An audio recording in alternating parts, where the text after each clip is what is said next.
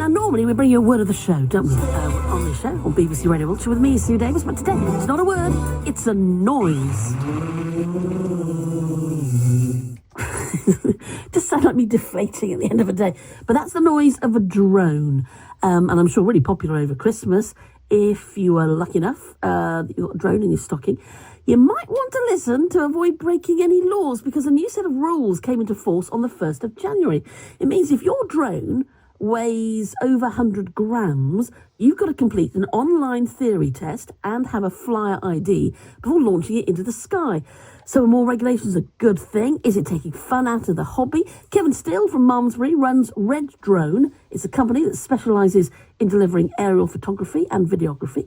And I've been asking him what he thinks of the new rules. It's a mixed bag, really. I think it's a case of trying to strike a balance between making flying drones safe and, also sort of accessible to everybody, really. Certain things that have changed now, which I think are really good. It's a great sort of step forward. So what do you think is good then? The fact that people have to kind of do this online thing and have some kind of ID? Two things. One.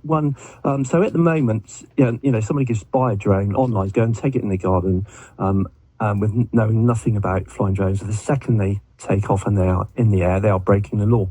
And so, I think people are just a bit ignorant, really, to the laws. So now the laws state now that you have to register the drone. Before you just had to have an operator ID to fly. Now you have to have a flyer ID, which means you have to take a kind of 40-question test, which will educate you on the basics of flying a drone safely. So, for example, not flying higher than 400 feet, always keeping the drone in sight, visual line of sight, and never flying over crowds. So just sort of basic things, really. Does this affect you, or as a professional, do you have to do a different kind of test? How does it work for you?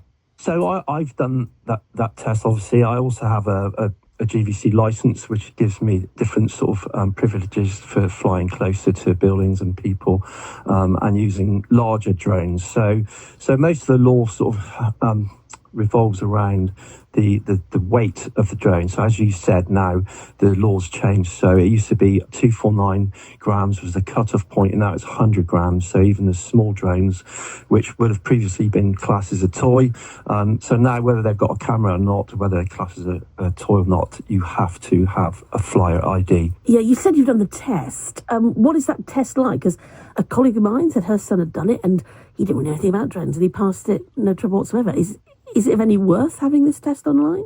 Well, yeah, it's not that difficult, but as I say, people are just ignorant, really. So I think, the average person wouldn't know that you have to keep the drone in visual line of sight and you can't fly higher than, 120 metres, 400 feet. So I give you an example. I gave a lesson to a chap who was 82.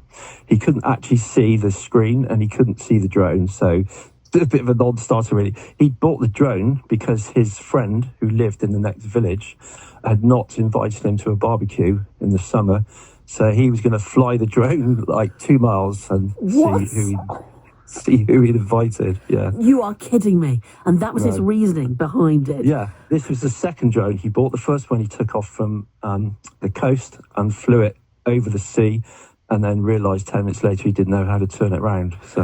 So there is a high level, would you say, of ignorance about the drones. Is this new regulations going to make any difference to that, educate people about drones? Well, I think they will have to, because the other rules that have just come in is now that any drones sold from January 26th will have something called a remote ID technology. So the drone will emit a code which the police can pick up on a remote ID scanner, and it will give them information on the drone. So it will tell them the operator ID, the serial number of the drone. It will tell them where the drone is, GPS location. It will tell them where the pilot is, because he stood there with the remote control.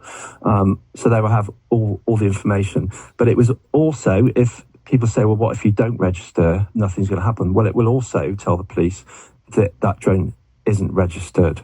So it will tell them that drone is flying illegally, but it will still tell them where the drone is and where the pilot is. That's Kevin Steele, who runs Red Drone.